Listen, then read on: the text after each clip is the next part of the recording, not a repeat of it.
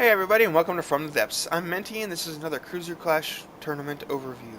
This is the Ironside by the Shadow Kick. And my first response when I saw this thing was, holy crap, that's a lot of shields. Because it has what I imagine are deflection shields.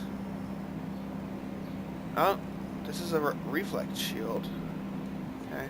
I imagine these outer ones are deflection shields with inner reflects. And it's interesting because this is the first and so far only actual water-based ship.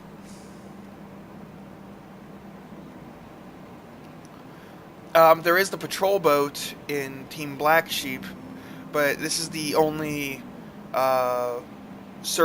purely, completely, totally surface vessel that is the main entry. It's also only one of 3 entries so far that are a single entrant. Okay, it's armed with a ton. It has 4, 8, 10, 12. Yes, CPU, you're warm. I understand this. Go away. I have another video processing in the background, so my CPU is kind of like, hey, this isn't fun, but it'll be alright. Right, turn the interface back on. These are 1406 millimeter, 143 meter per second cram shots. They do a lot of kinetic and explosive damage. If they hit something, they're going to hurt. But at 143 meters per second, I feel like these are going to have a very difficult time actually landing on many of the craft in this tournament. The Phoenix, my Puddle Strider, the Shaxx Terror, the Kite in Team Black Sheep, they're all going to be very difficult to hit with these cram cannons.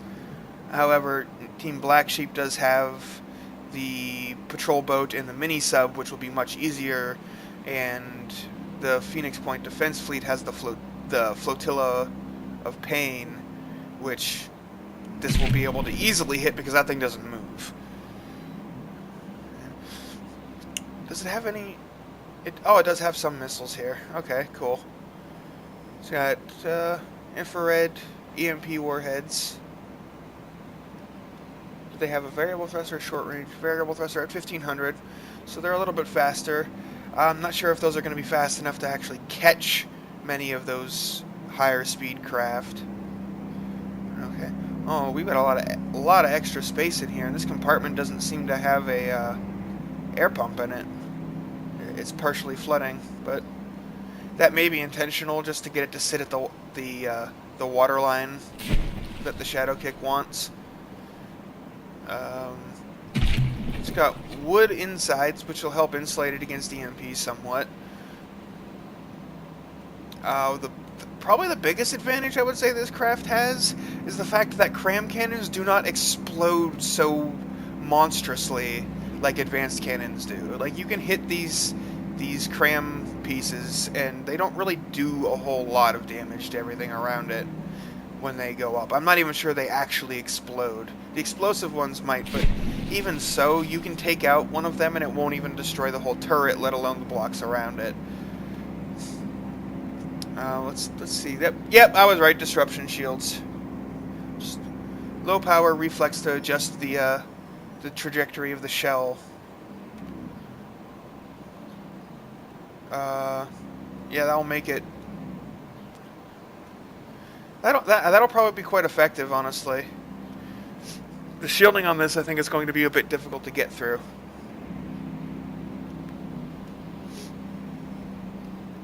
But we shall see.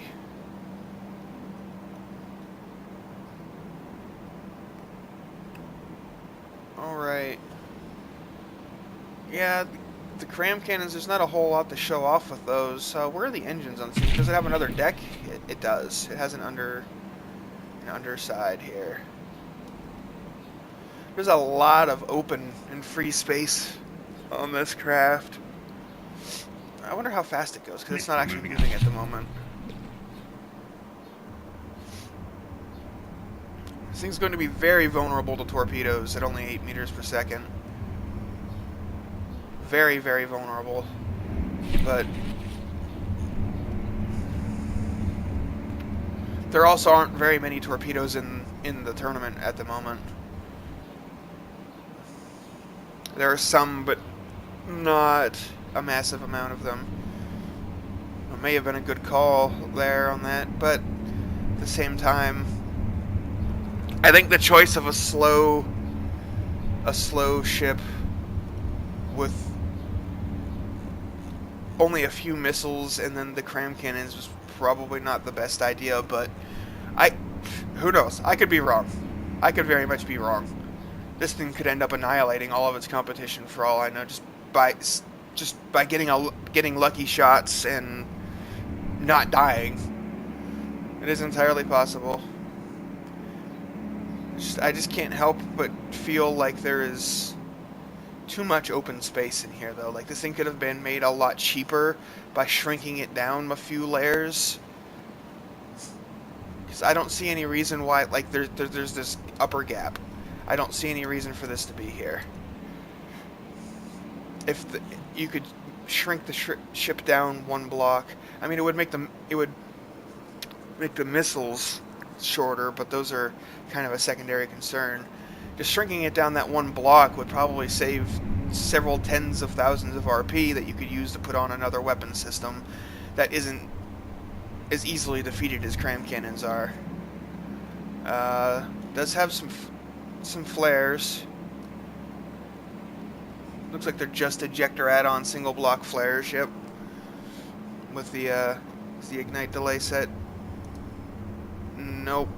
So they're both going to burn at once. Okay. The other thing to look at would be the engine. Where is the engine? I can hear it. It sounds like it's in this area, but is it down here maybe? Oh, here it is. What do we got here? Looks like those are some red lines, maybe. Yeah, those are red lines. 3,200 power, 178 power per unit of fuel.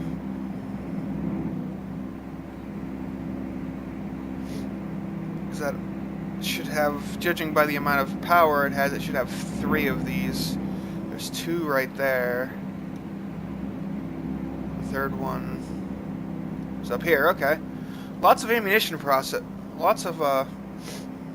ammunition processors. I'm not entirely sure why it has so many. I guess because it doesn't have a whole lot of ammo.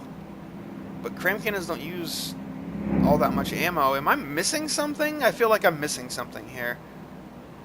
I feel like there's like a battery of missiles or torpedoes somewhere that I'm just not seeing.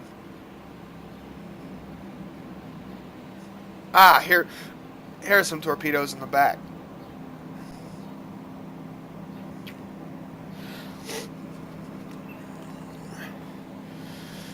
Frag-based torpedoes. Okay. Yeah, I can see this against like against the Phoenix Point defense fleet. Oh, excuse me. The Phoenix Point defense fleet and Team Black Sheep. I can see this craft possibly taking out the subships and then just not taking damage and winning via HP after it goes the distance. But I'm not sure how it's going to defeat things like my Puddle Strider or the Kite or the Phoenix and the Phoenix Point defense fleet. Which those all have their own overview videos, which you can find in the playlist that this video exists in. Yeah, that's about it for that. So I'm going to spawn in a Kingstead, and this thing is probably going to absolutely wreck a Kingstead because it is an unshielded craft that relies entirely on armor, and this thing has a metric ton of cram cannons.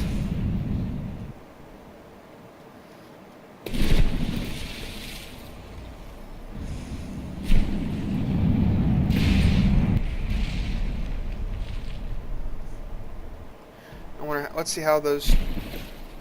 Yeah, that shielding is going to be difficult to get through.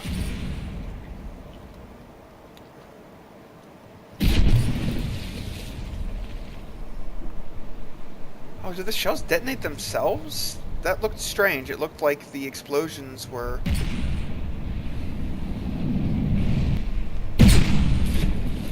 not up against the hull. Maybe it's a timed fuse? They're probably time fused, yeah. Because they do have the fusing boxes on the outside of them there. It also seems to have a bit of trouble lining itself up. Yeah, those shields. Yeah, those are going to be quite difficult to actually get a cannon shell through.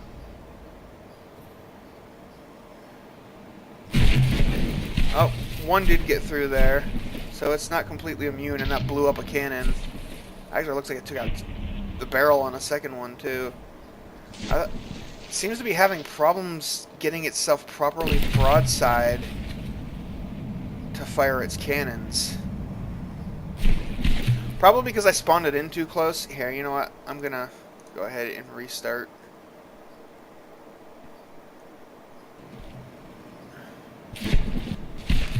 I'm going to spawn in the Kingstead first. Right now, let's watch Kingstead.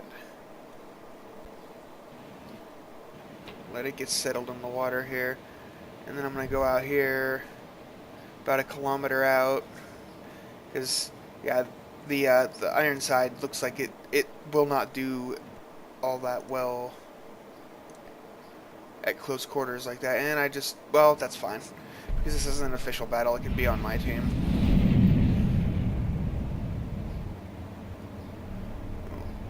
The missile's launched, but the crams are not firing.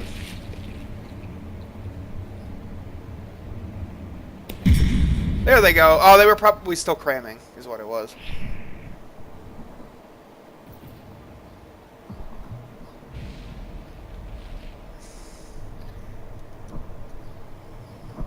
That did not do as much damage as I expected. Like, I think cram cannons may have been like stealth nerfed or something. They just the cram cannon shots that I've been seeing lately just don't seem to be doing the damage that they used to. Oh, was that EM? Oh, that was probably from the missile. Okay, that did blow a pretty good chunk into the armor. Maybe that was just a bad hit before. Oh, the Ironside is AI dead already somehow. Well, no idea how that happened.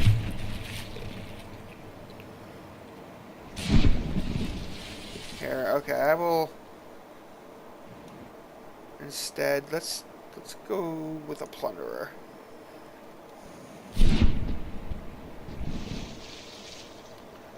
Pause it, go 1 kilometer out here.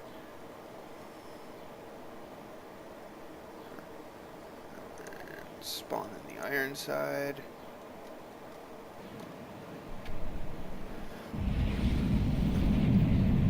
I'm not sure if the Kingstead just got a lucky shot in or what happened there.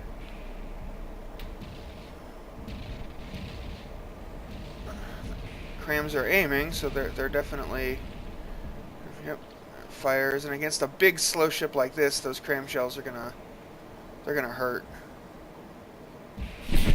Oh, some of them missed, but that was a connection. Did some damage. Ironside took a hit too, probably from the return cram fire.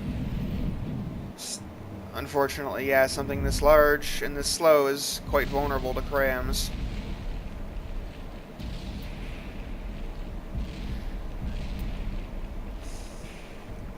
See how the shields hold up against this volley. Ooh, they did not. Well, okay then. Well, crams are also kind of good at getting through shields. They can have very high AP values. So, yeah, but this is not going well for the Ironside. It's a shame.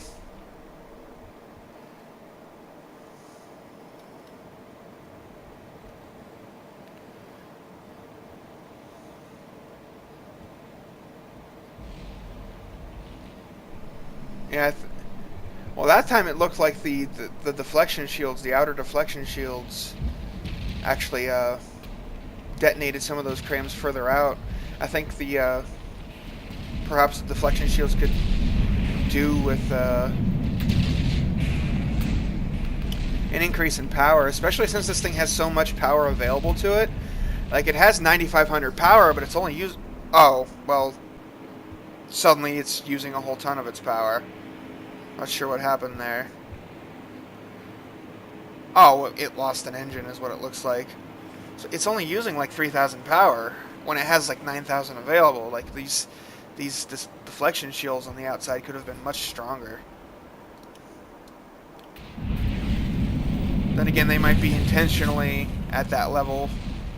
And there went the ammo rack. No.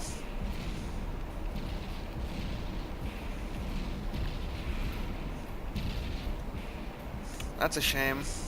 But we'll see how it fares against the actual tournament craft.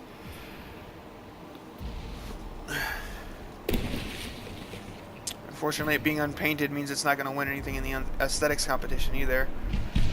It's a very simple hull design, and unpainted, it's